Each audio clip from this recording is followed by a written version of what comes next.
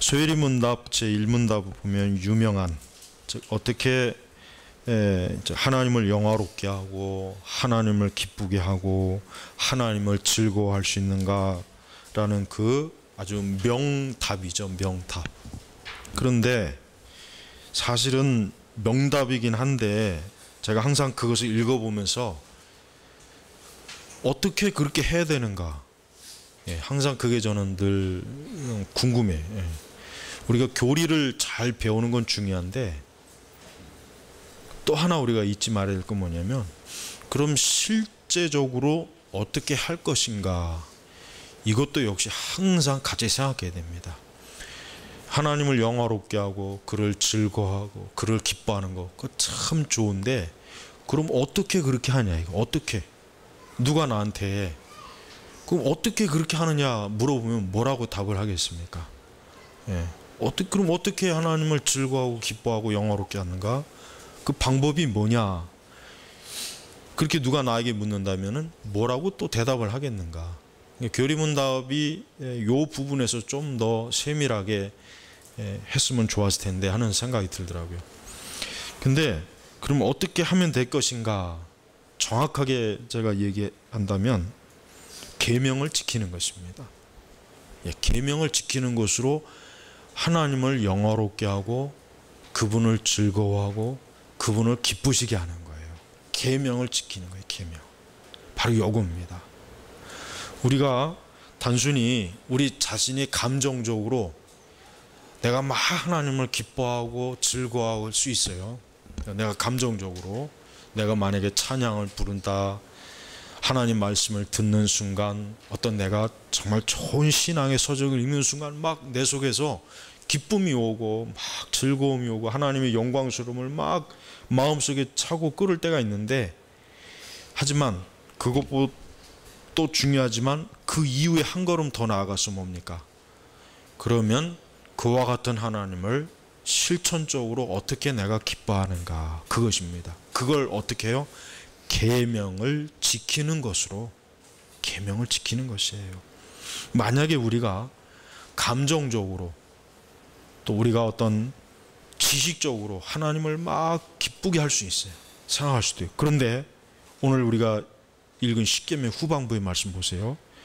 부모를 공경하지 않을 때, 또 살인을 할 때, 또 간음을 할 때, 도적질을 할 때, 또 우리가 이웃에 대해서 거짓 증거를 할 때, 또 이웃의 집에 있는 어떤 것을 탐할 때, 그것은 하나님을 영화롭게 하는 것도 아니고 기쁘시게 하는 것도 아니고 하나님을 즐거워하는 게 아니죠. 진짜 하나님을 기쁘시게 하고 그분을 즐거워하고 영화롭게 하려면 어떻게 해야 됩니까? 요 계명의 말씀대로 부모를 공경하는 거, 부모를 공경하는 걸 통해서 하나님께 영광을 돌릴 수 있는 거고, 나는 그것으로 인하여 하나님을 즐거워하고 기뻐할 수 있는 거예요. 또 살인하지 않을 때, 간음하지 않을 때, 그러니까 하나님께서 하지 말라 했으면은 하지 않을 때, 그때 우리가 하나님께 영광을 돌리는 거예요. 하나님께 영광을 돌립니다. 근데 너무 거기서 끝나거든요. 추상적이거든요. 그 추상적인 신앙은 별 도움이 안 돼요.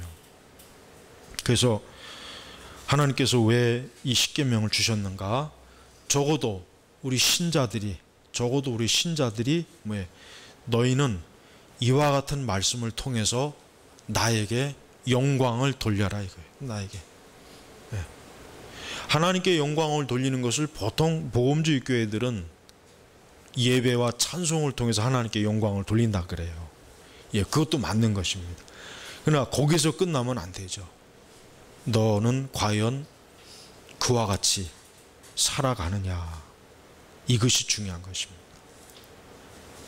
복음서에 보면은 예수님을 찾아왔던 부자 청년의 여러분 얘기를 한번 생각해 보세요. 이 부자 청년이 굉장히 대단한 사람이에요. 예수님께서 그러면 너 십계명 지켰냐 하니까 그것도 내가 지켰다 이거예요. 굉장히 대단한 거거든요.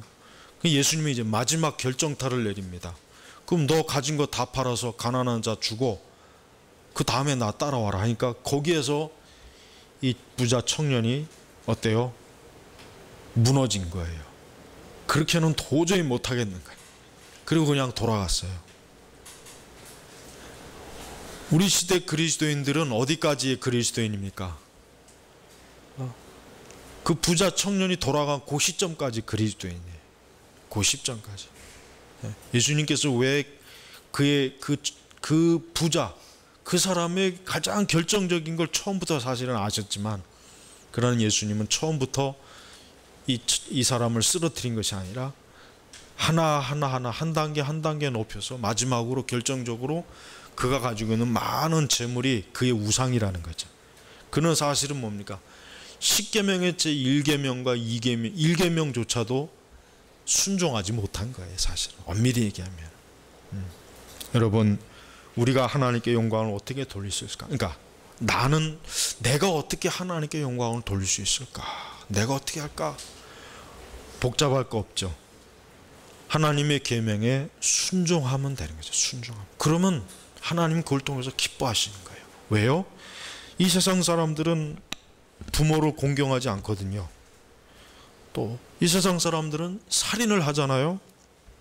또 간음을 하죠. 도적질도 하죠. 이웃에 대하여 거짓 증거도 하죠. 이웃의 집을 탐내죠. 세상 사람들은 그게 당연하게 여기고, 또 당연하게 여기지 않는 혹 도덕적 윤리적인 사람이라도 남을 미워하고 마음으로 간음을 하고, 또 꼭 폭력을 써서 도둑질을 하지 않아도 그 외 여러 가지 것들, 시간을 도둑질하는 거 그 외에 많죠. 또 직장에서 일할 시간에 땡땡이 치는 것도 도둑질이죠. 공부하는 학생이 공부 안 하고 역시 땡땡이 치는 그것도 역시 도둑질이겠죠. 직장에서 사적인 걸 자기 돈으로 하면은 자기 전화비로 많이 나오니까 직장 전화로 하는 것도 도둑질하는 것이겠죠. 그러니까 이 세상은 이게 당연한 거예요. 어떤 식으로든 이런 죄를 짓게 돼 있거든. 하지만 하나님은 너희는 그렇지 하지 말아라. 이게 너희는 그렇게 하지 않으므로 내가 영광을 받는 거다. 이게 참 중요한 것입니다. 신자는 자신이 이 세상에서 어떤 길로 가야 할지를 무엇으로 주의해야 되겠습니까? 계명을 통해서 주의해야 되겠죠. 계명을 통해서. 신자는 적어도 내가 가는 모든 길에 있어서 계명을 통해서 주의해야 돼. 계명을 통해서. 근데 사실은 이걸 안다고 해서 사실은 되는 문제가 아닌데, 사실은 알아도 이제 거기서부터 갈등이 생기는 거예요. 저는 이렇게 생각합니다.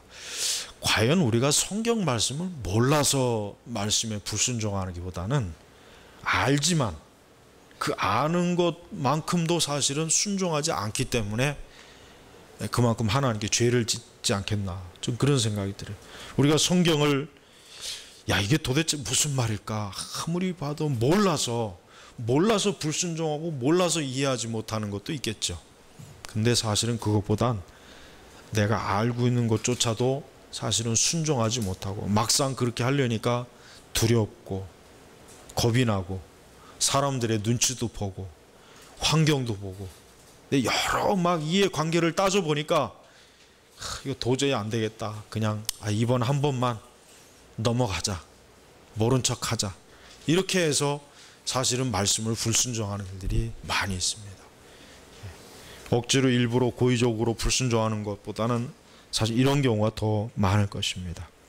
하나님께서는 우리가 하나님을 잘 섬기는 거, 그 잘 섬긴다, 하나님을 잘 믿는다는 것이 오늘 우리가 읽은 본문의 말씀에 비춰보면은 결국은 또 이 땅에서 우리가 사람들에게 어떻게 행하느냐도 참 하나님이 중요하게 보신다는 거예요. 그렇죠.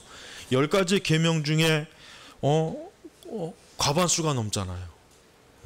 4계명은 하나님과 직접적으로 관계되는 것이고, 나머지 것들은 결국은 우리가 이 현세적인 삶 속에서 부딪히는 가운데서 생기는 일이거든요. 부모님을 공경한다는 것은 참 오늘 우리 세대가 참 어려운 것 같아요. 왜? 우리 세대가 나이가 30이 되고 40이 돼도 이 직장이 안정이 안 되니까 참 어렵죠. 그러니까 부모님을 공경하고 싶어도 돈이 없어서 공경을 못하는 경우도 많이 있고, 또 마음을 쓰고 싶어도 자기가 살아가는데 급급하니까 참 공경하지 못하는 경우도 많이 있어요. 하지만 하나님께서는 우리가 비록 우리의 형편과 처지가 여러 가지로 어렵다 해도 우리 마음을 중심으로 우리 부모님에게 효도하라, 그러니까 공경하라. 그러니까 이 얘기는 뭐 존중해라, 이게 존중. 부모님을 존중하라. 이 공경하라고 하는 의미는 존중하라는 거죠. 존중. 그러니까 부모님의 그 뜻과 의견을 존중하고 그것이 죄가 되지 않는 거라면 따르고, 또 부모님이 연로하시고 이제 나이가 드시고 그러면 또 마땅히 자식이 부모를 돌볼 의무와 책임이 있으니까 그거를 또 회피하지 말아라. 너의 형편의 모든 사실 그걸 얘기하는 것입니다. 기독교가 초기에 우리나라 들어왔을 때 이 제사 안 한다고 해가지고 기독교를 부모를 공경하지 않는 종교다 해가지고 굉장히 그게 핍박이 심했어요. 제사 안 한 것 때문에. 아주 그것 때문에 제일 선교의 걸림돌이 됐지만 선교사들은 천주교와는 틀렸어요. 선교사들은 어쨌든 조상 제사는 우상 숭배니까 안 된다. 근데 이것만 없으면 전도가 잘 될 겁니다라고 막 그렇게 옆에서 속삭였어도 선교사들이 아주 꿋꿋하게 지켜나갔어요. 우리 개신교 선교사들은. 근데 이 로마 천주교는 아니에요. 로마 천주교는 나중에 와서는 조상 제례 이거 해도 된다. 이거는 인륜에 관한 문제지 괜찮다. 이 천주교는 그렇게 또 변질을 해버렸어요. 그놈. 하여튼 천주교는 카멜레온 같아요. 아주 카멜레온. 그때 그 시기에 아주 색깔을 잘 맞춰요. 천주교는. 근데 우리 개신교는 뭐예요? 아니죠. 초제일관. 하나님께서 우리에게 주신 말씀은 어느 때와 어느 시기 어느 장소든 간에 변치 않는 것이다. 그러니까 그게 진리가 되거든요. 여러분, 우리가 부모를 공경한다는 건 참 어렵지만 이거는 마땅히 해야 될 일입니다. 왜냐하면 하나님 말씀에 있으니까. 하나님 말씀에 있으니까. 그러니까 여러분도 부모님을 공경하는 데 있어서 하나님 앞에서 나는 과연 얼마나 부모님을 공경하는가. 참 어려운 일이지만 이건 어렵다고 해서 피할 문제가 아니라 하나님 말씀에 있거든요. 우리가 부모님의 영혼을 위해서 기도하는 게 제일 큰 공경이죠. 또 우리 부모님이 나이가 드시면은 누구나 다 나이가 들면 몸이 아프고 병이 들고 여러 가지로 어려워집니다. 그럴 때 자녀로서 마땅히 부모의 그 모든 것들을 솔선수범해야죠. 귀찮아하거나 다른 누군가에게 떠넘기거나 그렇게 하지 말고, 하여튼 부모 공경을 잘하면은 여기에 보니까 유별나게 이 계명에 한 가지 덧붙여서 약속을 주세요. 그러면 이 조건자로 붙였어요. 그러면 여호와 내 하나님이 내게 준 땅에서 내 생명이 길 것이다. 이게 여러 가지 의미가 있겠지만 어쨌든 중요한 건 뭡니까? 부모님을 공경을 잘하면 하나님께서 그 부분을 기뻐하셔서 하나님이 이 땅에서 사는 동안 하나님이 축복, 복락을 주시는구나. 요건 틀림없이 핵심적인 사상이에요. 그러니까 부모를 공경하는 건 참 귀한 일입니다. 더군다나 지금과 같은 이 세상에서는 더더욱 우리 기독교가 가치를 발휘할 수 있는 건 뭐냐면 이런 계명에 순종하는 걸 세상 사람들이 볼 때 기독교는 진정으로 부모를 존중하고 공경하는 것이 종교구나.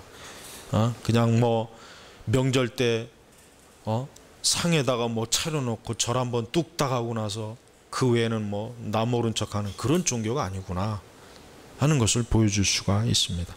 다음 살인하지 말라.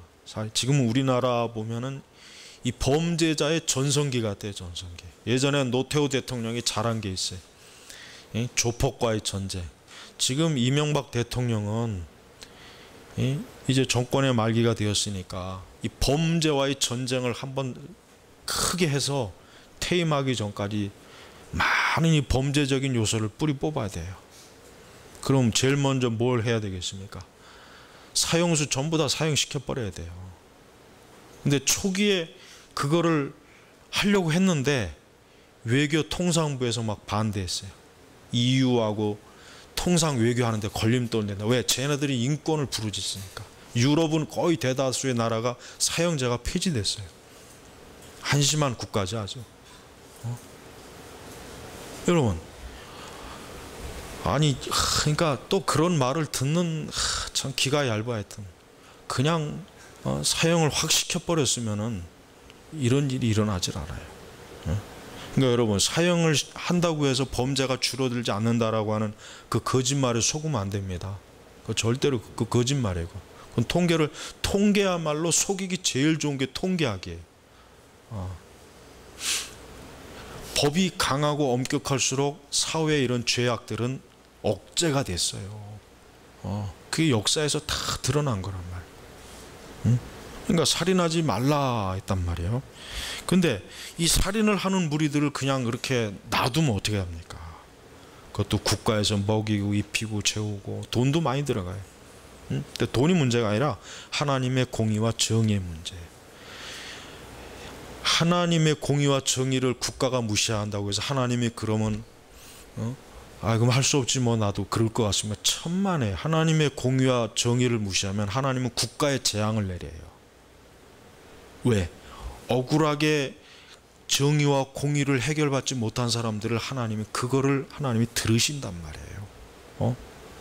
가인이 아벨을 죽였을 때 아벨이 그의 피의 울부짖음이 하나님께 들렸다 그랬어요.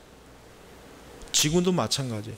저렇게 흉폭한 자들을 사형시키지 않고 저대로 살려두는 거는 그는 하나님의 공의의 정의를 짓밟는 거예요. 그러니까 국가가 재앙을 당해요. 국가가. 이런 원리를 알아야 된다고. 그러니까 이런 원리들 모르는 한심한 떨거지들이 정치를 하니까 나라가 이 모양 이 꼴이 되는 거예요. 그러니까 지금 우리나라는 이 흉악범들을 다루려면 다른 거 없습니다. 형량을 대폭 확 늘려야 돼요. 특히 어린아이들, 여성들에게 하는 그런 죄들은 아주 강력하게 해서 감히 꿈도 못 꾸게 할 정도로 만들어야 돼요. 나 같으면 아주 텔레비전으로 아주 그냥 실황을 시키겠어 그냥. 총살하는 거. 그렇게 해봐요. 범죄 일어날 것 같습니까? 천만에요. 꿈도 못 꿔요. 이게 뭐 잔인해. 웃기는 소리 하지 마세요. 인간이 저지른 죄는 더 잔인한 거예요. 텔레비전에서 그거 생중계 한번 시켜봐요. 총살시키는 거. 꿈도 못 꿉니다. 감히. 겁내거든요. 그러니까 이런 공의와 정의를 우습게 여기는 것들이 이 사회에 지금 막 이렇게 들고 일어나서 다 힘들잖아요. 다 불안해하고, 애들도 불안해하고, 부모는 애들 학교 보내는 것도 불안하고, 학교 가면 또 이 못된 놈들이 무슨 또 애들을, 그런 것들 다 잡아다 구속시켜야 된다고요. 애구 뭐구 간에. 부모도 다 구속시켜야 돼요. 그러니까 사회가 인간의 죄를 다스리는데 느슨하게 하면 할수록 누가 고통받냐면 사람 자체가 고통이 받는 거예요. 사람이. 그러니까 우리나라가, 여러분 성경에 보십시오. 다윗이 성경에도 그대로 나와 있어요. 억울한 죽음을 해결하지 않으니까 하나님께서 계속 가뭄을 내리셔갖고 그 해결하게 하잖아요. 구약 성경에 다 나와 있는 거예요. 하나님께서 살인하지 말라 했다 그러면 살인이 그만큼 무서운 죄라는 거예요. 그러니까 하나님이 하지 말라고 해야지.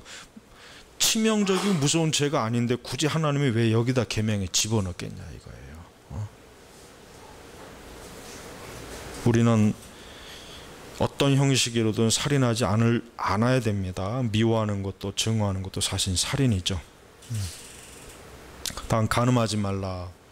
여러분, 성적인 죄를 없애려면 어떻게 됩니까? 지금 우리나라 같은 경우는 인터넷 안에 떠도는 모든 성적인 다운받는 것 전부 다 그거 다 없애버려야 돼요. 그거 아주 철저하게 아주 못하게 해놔야지. 그거 사방 천재 다 해놓고 죄 짓지 말라 그거 되겠습니까? 그게 안 되는 거예요. 그거는 죄를 지을 수 있는 요소들은 다 갖다 놓고서 죄 짓지 말라, 죄 짓지 말라, 그게 병신 같은 거지. 그게 더 본질적인 문제를 지적해야지. 왜 그런 걸 지적 안 하고 죄를 지을 수 있는 요소와 환경도 자꾸 정비를 해 나가야죠. 법으로.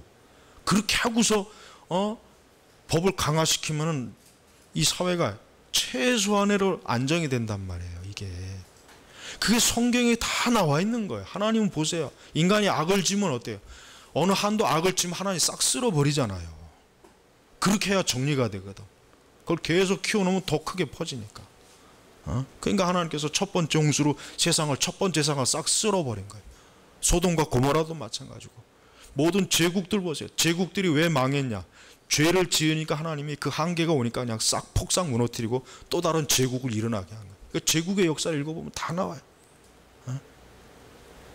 그러니까 지금 우리나라는 이 국회의원부터 해가지고 이 법률 담당하는 이것들이 내가 볼 땐 제일 무서운 놈들이야. 하여튼 제일 사이코예요. 이것들이. 내가 볼 땐 그놈들 전부 다 저 형무소에다 집어넣어갖고 한 30년 40년 콩밥을 먹여야 돼. 요즘은 또 콩밥도 안 준다며. 요즘 잡곡밥 준대. 좋은 밥. 이제 콩밥 안 준다 그러잖아요. 이제 그거 벌써 꽤 오래됐다니까. 그러니까 미국이 잘하는 게 있어요. 미국은 물론 미국도 많이 예전보다는 못해졌지만은 그런 가장 인간의 중요한 죄악들을 자꾸 범죄했을 때 아주 강하게 형벌을 주잖아요. 그러니까 그래도 안정이 되는 거예요. 그렇게 안 하면 미국도 여지없습니다. 사방 천지에 총이 있는데 뭐. 우리나라 만약에 총기 허용해봐요. 하루에 한 10,000명씩 죽을 거야. 내가 할 때는 10,000명씩. 죽이고 싶은 놈이 한둘이에요. 뭐 솔직한 얘기로. 다 죽이고 싶잖아 지금. 우리 이 사람들의 마음이, 우리나라 사람들 마음에 분노가 많잖아요. 분노가 다 죽이고 싶잖아요. 우리나라는 총기 허용하면 안 돼. 큰일 나 진짜. 근데 총기 허용하면 또 좋은 게 있지. 서로 총을 갖고 있으니까 조심해. 안 건드린단 말이야. 그건 또 좋은 것 같아요. 어떻게 보면. 그러니까 우리는 하나님이 기뻐하지 않는 요소들이 있을 때 그거를 자꾸 제거해 나가는 게 하나님 기뻐하는 거예요. 그러니까 계명을 딱 보면은 이런 요소들이 이 인간 세상을 어지럽히구나. 그럼 이런 요소들을 다 끄집어내서 법으로 만들면 그나마 세상이 좋은 곳이 되는 거예요. 완벽할 수는 없고 아무리 법을 제대로 만들어도 안 되거든요. 완전하지 못해. 그러니까 간음의 요소들을 이 사회 속에서 그런 인터넷 안에 그런 대중 요소들 안에 있는 것들을 딱 끄집어내요. 영화 속에서 예술이라는 핑계로 그 방송에도 드라마도 그렇고 영화도 그런 거 안에 들어가 있는 온갖 음란한 것들 전부 다 어때요? 잘라버려야 되고 다 규제시켜야 돼요.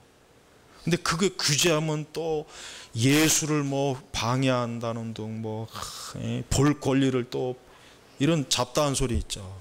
이게 바로 사람을 죽이는 거예요. 이게 그 흉악범들만 문제가 아니란 말이에요. 이 사회 전체가 공동 범죄를 저지르고 있는 거예요. 대통령부터 해가 똑같이.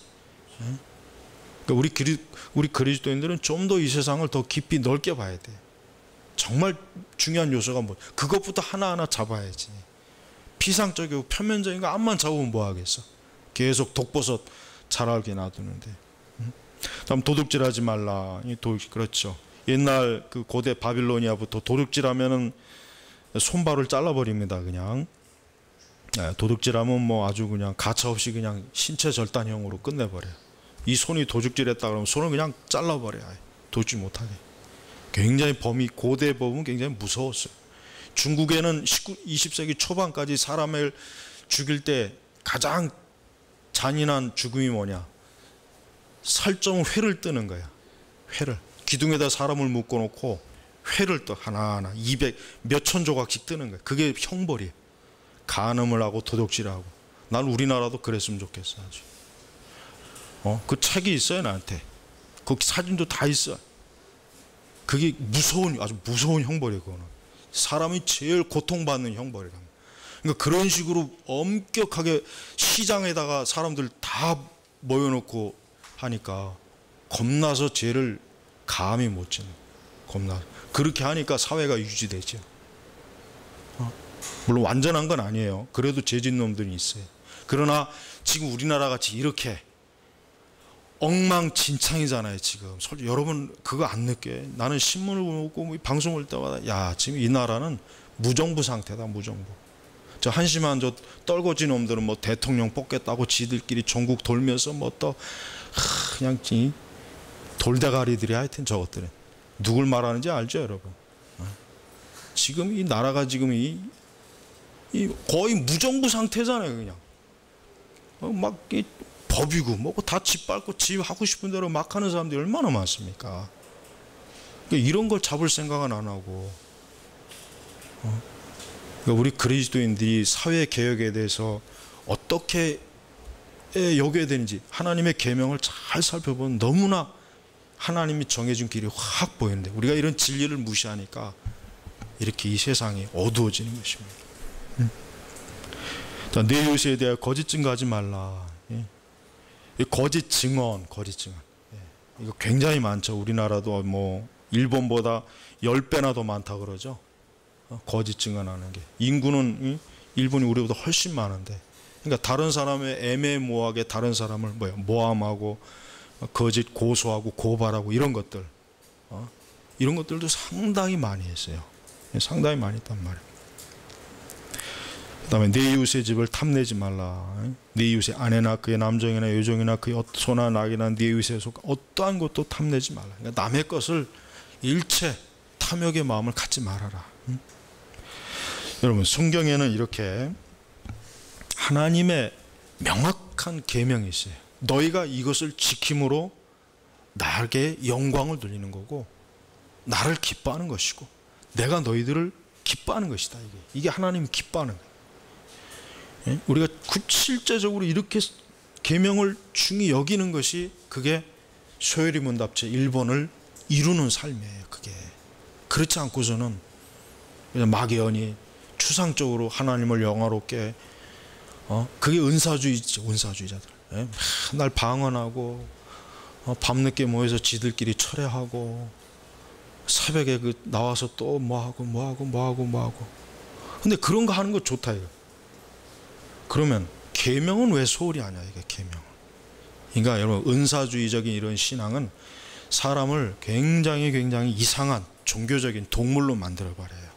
그래서 은사주의적인 신앙은 생각 이상으로 해로워요. 우리 개혁주의가 그래서 올바른 거예요. 왜?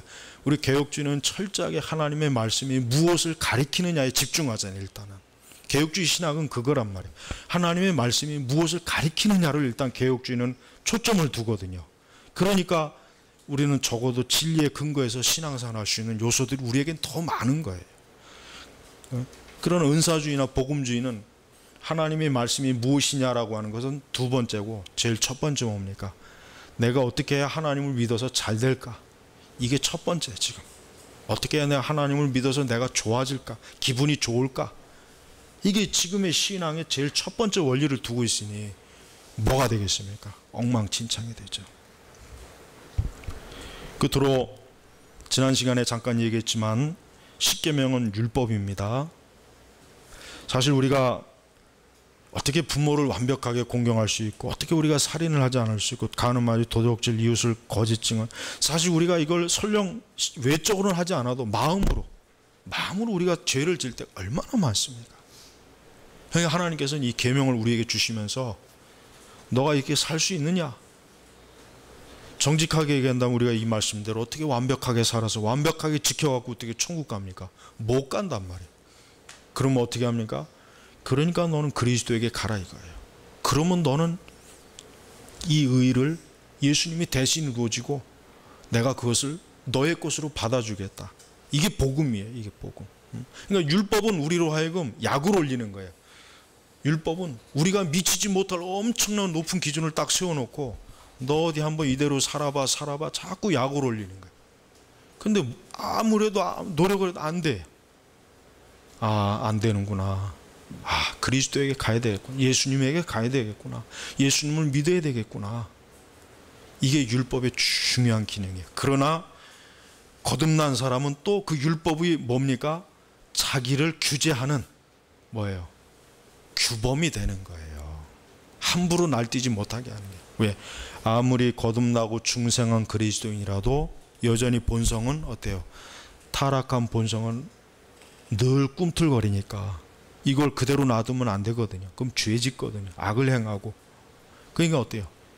이제는 다시 또 계명으로 돌아가요. 그러나 그때는 율법의 계명으로 우리를 보는 것이 아니라 이것이 뭡니까? 우리를 성화의 관점에서 이제는 계명을 바라보는 거예요. 그러니까 율법을 그러니까 우리가 이제 정리를 해야겠습니다.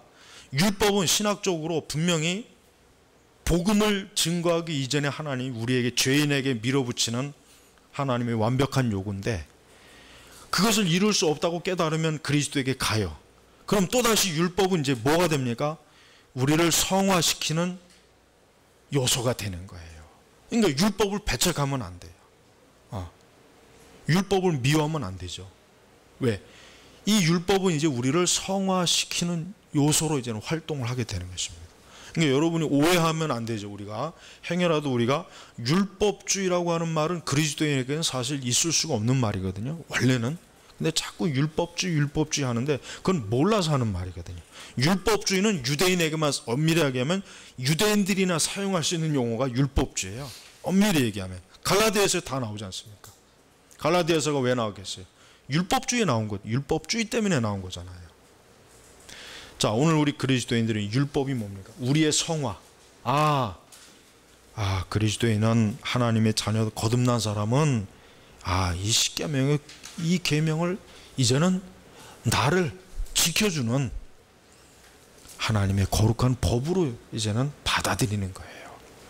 나를 고통스럽게 하려고 나에게 주신 것이 아니라 내가 더 믿음 안에서 온전하게 살 수 있도록 하나님이 주신 것이다.